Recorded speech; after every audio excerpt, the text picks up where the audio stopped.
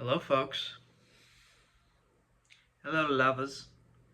It is me, Andrew. I'm back for round 3, believe it or not. And I don't have coffee with me this evening. I have a little bit of gin, Crystal Palace, top shelf gin, baby. It's actually bottom shelf at $9.99 per bottle. Killing it. And seltzer and some lime. So that's how I'm going to be enjoying myself as I speak today.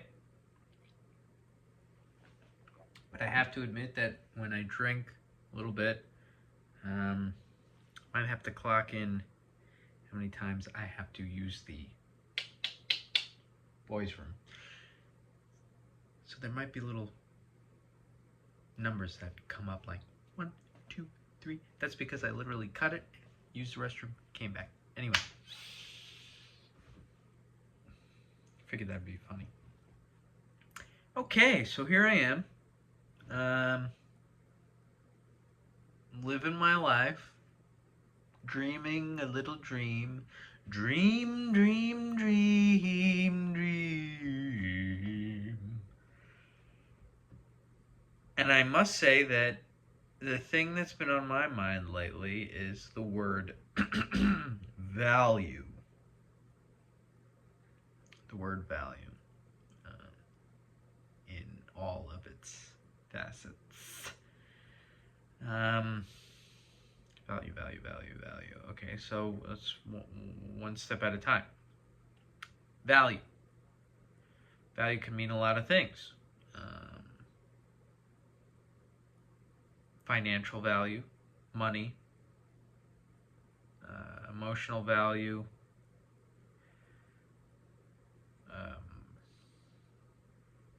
time.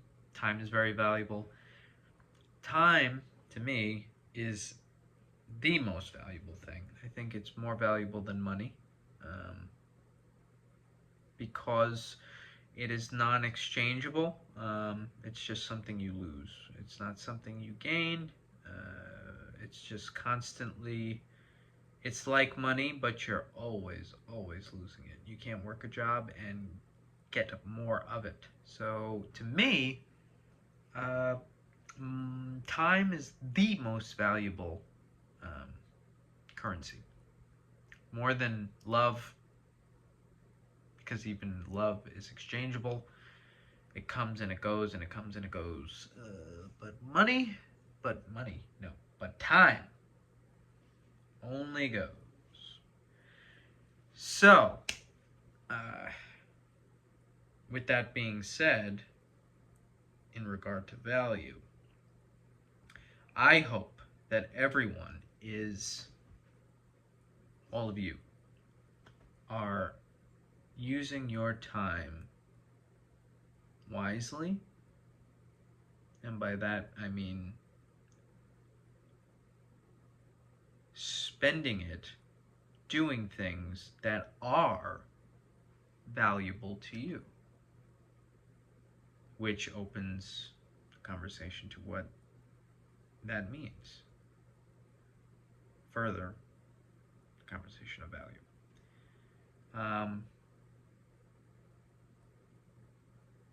As far as I'm concerned, because obviously I can't speak for y'all, I can't speak for y'all, but that's what's been on my mind is value. Because I'm not getting any younger, only getting older. Because you know why? Because of time and how it works.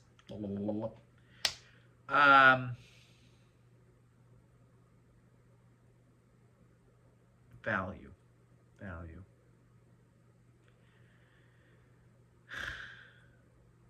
You know, life is just a series of choices. That's really all it is to me personally. Especially now. I mean, god damn it, it's 2024. So much has happened. If there's one valuable thing to social media, not necessarily social media, but the internet, it's that everything is now documented. Not only that, documented but easily accessible. Our history up to a certain point, obviously, up to whenever cameras were invented. Don't know the year, but so much is so readily available for us to look back on and examine and look at, and thus easier to kind of point out repetition, behavioral repetition in the general society and the way that human beings work. And I'm not going to go to an economic place or whatever, because I know nothing about any of that. But economically, politically, all these things. But what I'm more interested in is artistically, and meaning, because even artistically could be a superficial way of explaining what I want to talk about, but I mean just the human behavior of things. And a lot of it is repeated. A lot of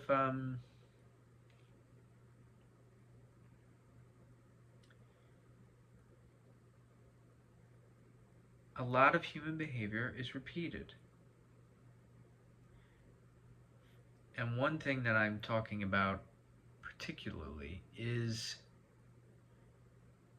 this concept of denial, denial of who we really are. And that seems to be something that repeats in history, no matter what the climate, the social climate might be. And it's something that no matter what, the individual has to battle. There's no amount of books or time that can there's no amount of books that can be written or time that goes on that eases us into an adverse sense of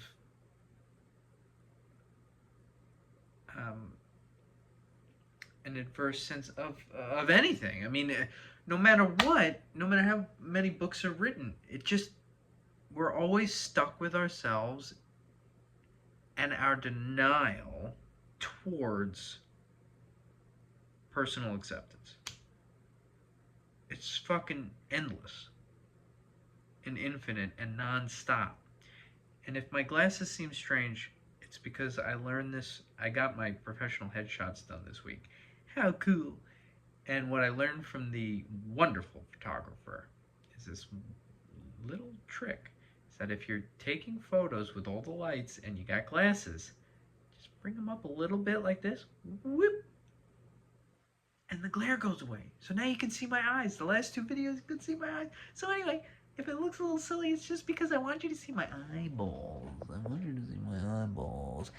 Anyway, denial, in some ways, can be antithetical to value. Because value is it's pure in the sense that it's factual. Value implies fact. Or, yes, value implies fact. Or, not necessarily fact, but an agreed upon definition. Meaning, value, okay, yes, a thing, a CD, an object, what's the word? Adjective, not adjective. Oh my god, when you go to the store and you buy an old thing, antiquity, okay, something that is old, historical, has certain amount of value, and everyone can agree upon that. But even still, not everybody can agree upon that. What I mean is value, I suppose, can be a personal. Value is personal, so there's nothing ultimate necessarily about that. Value can be interpreted in a lot of ways, but it implies an absolute, even if it's individual, an absolute,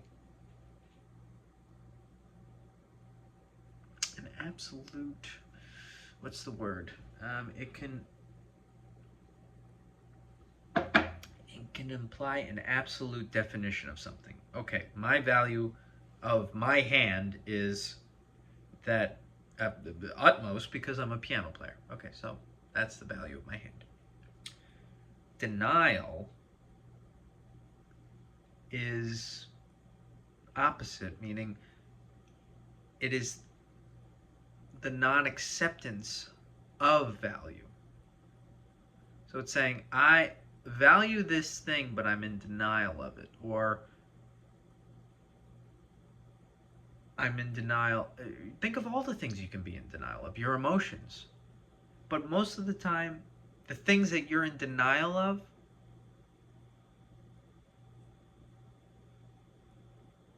are something that has some sort of valuable connection, a valuable string. Say death, if you're in denial of someone important to you that died, or you're in denial of a relationship that has ended, or you're in denial of your addictions. Denial is not accepting the absence of something that you valued. So that's why I feel like they're antithetical. Perhaps the extremes of one, the two ends of the same string, rope, whatever. Anyway, the point is that when it comes to value,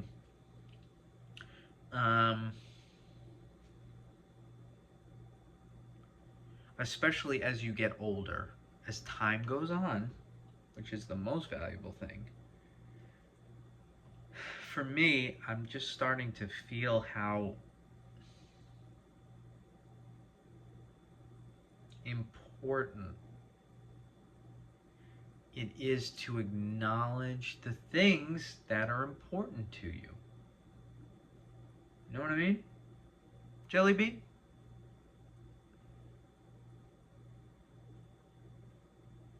Because it's, it's the same old thing. It's, you get more in touch with your mortality.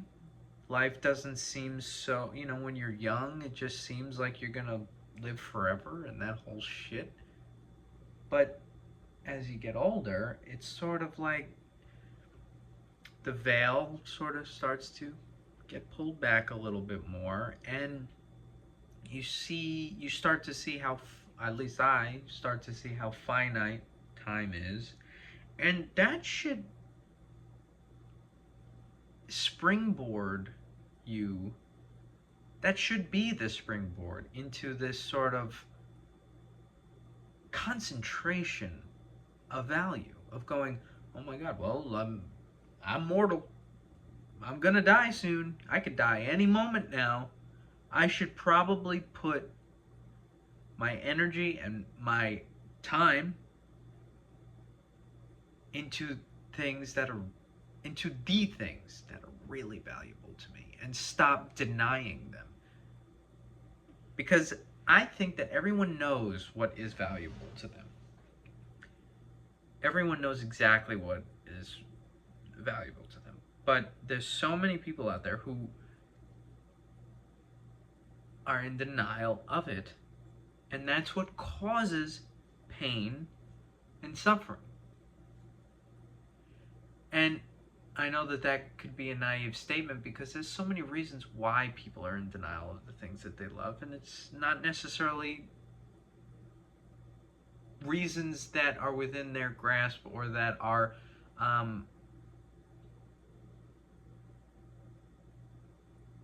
could be changed by them. Sometimes there's things that are out of our control, you know, um, particularly economically, particularly, um,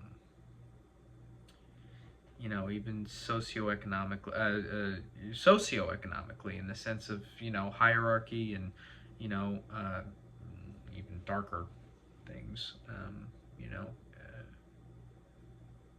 class and racism, all these things obviously are very real, and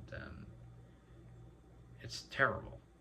But there is a level of which we are responsible for ourselves and looking around and going, I can make my life better.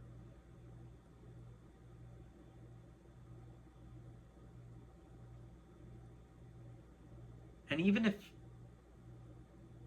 it's not about better or worse, it's just about focus, then that's even more of a conduit, right? Because it might not be about better or worse. It might not be about, oh, this is a better situation versus worse. It's about choice, because I don't necessarily, this is going into a deeper place of, I don't really believe in, no, it's not that I don't believe in. To me, and I've said this to friends, is that, to me, our emotions, like happiness, let's say happiness and sadness, right? Happiness and sadness are reactions to whatever's going on in our lives. Oh, I got a raise. Oh, what a happy situation. I've fallen in love. That's a great, happy, wonderful situation. Oh, someone passed away. Oh, I lost my job. Whatever. This fell apart. That's sad. These are reactions to what's going on in your life. However, what to me is more valuable, or personally in my life, what I try and reach is peace. Because peace is a state. Peace is a state in which you can stay, and which is the goal. No matter what's going on in your life, happy, sadness, peace is the most important place to be. Peaceful. Oh, I lost the job. Stay peaceful about it. Oh, I got a job. Stay peaceful about it. Because things come and go. Happiness stays, happiness goes. Sadness comes, sadness goes. Like it's just a constant wave. So back to the value conversation. With that being said, if you agree that happiness and sadness are just this ebb and flow of things, blah blah blah blah blah blah blah blah blah, despite our um, despite our sort of what's the word? Not goal.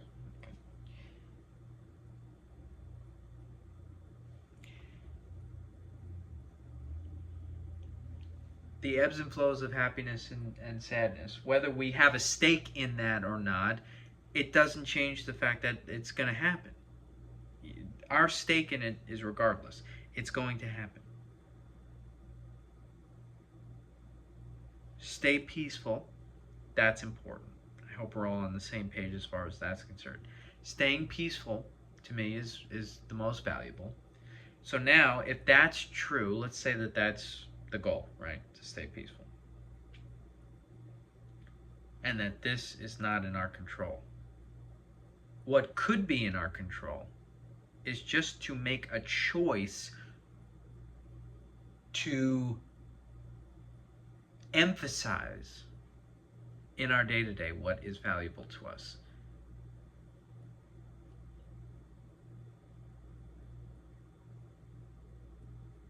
If time just keeps going, and the emotions keep going up and down, up and down, up and down, and life keeps, oh, well, that's a good thing, that's a bad thing, oh, marriage, divorce, falling in love, falling out of love, depression, happiness, sadness,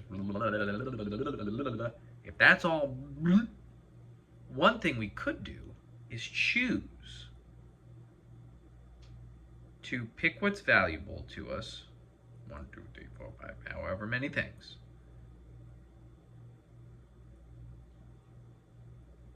solidify that, and sort of like weave it into the line of peace. Just like, okay, this is valuable to me. This is valuable to me.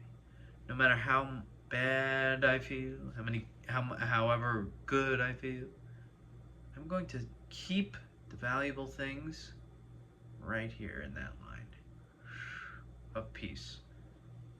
It's almost like the value and peace can become synonymous. What makes me peaceful is what I value. That no matter how deep the bills, oh my God, the bills just keep racking up. Oh my God, my ex keeps reaching out to me and making me feel bad about myself. All these things, all this pain, all whatever. No matter what's going on, yeah, okay, that sucks. But you know what I value? I value painting. I value reading. I value my husband. I value my wife. I value horticulture. I value the Audubon Society. Whatever it is that makes you feel like that is who I am.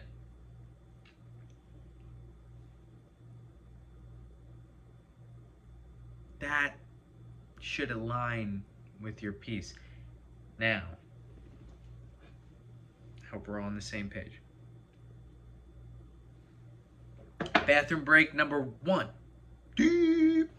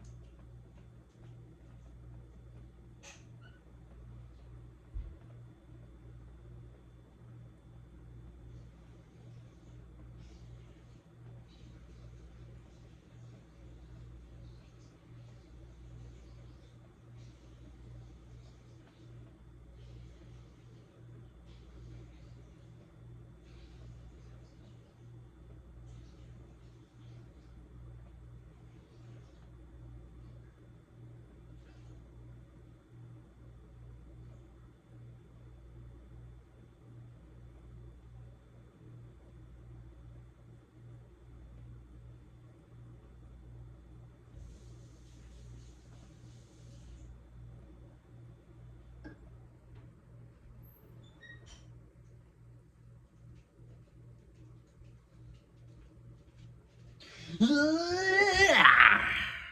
back. Now, what I was saying was, now this is where it gets tricky. Peace. Lining up with what's valuable to you. Deciding what's valuable to you. Deciding what's valuable to you. Lining it up with that peace, no matter what the... Okay, so now, where it gets tricky is then it becomes,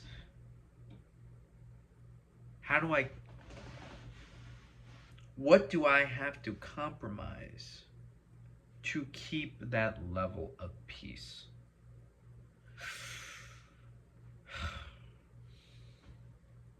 That's when it gets painful. That's when it gets very painful. Because the amount of sacrifice that you have to do to keep yourself in a state of peace, if you agree with this sense of state of mind. This is how I live, and this is what I try, and just every day of just, I don't care if I'm happy or sad. Do I feel generally peaceful? The amount of things, the amount of people you have to, I don't want to say avoid, because it's too harsh, but I mean,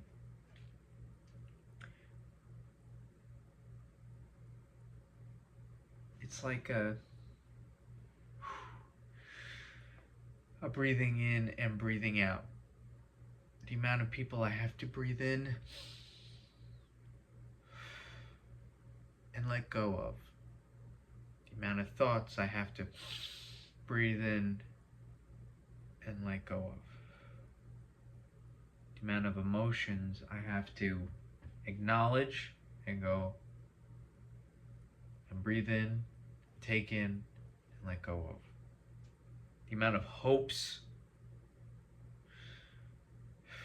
the amount of wants and desires and needs that I have to breathe in and let go of to reach this place of peace.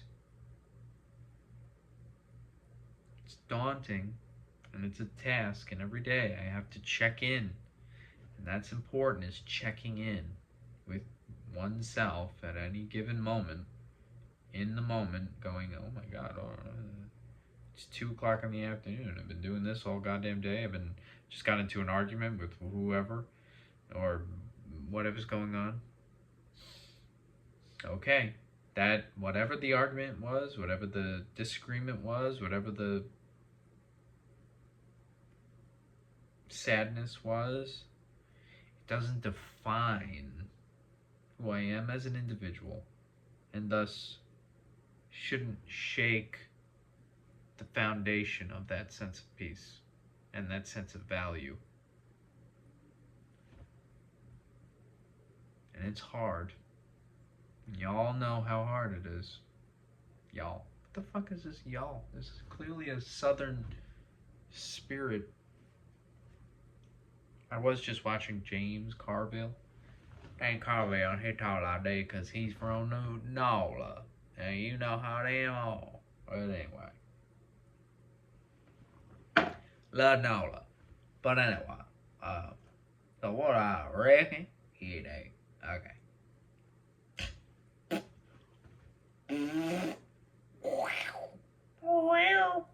So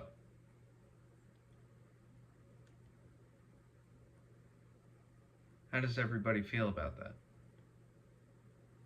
Let me know. But it's interesting.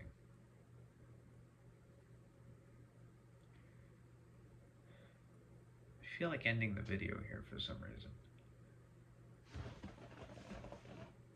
Oh my god, I've already been talking a half hour? I didn't even say anything.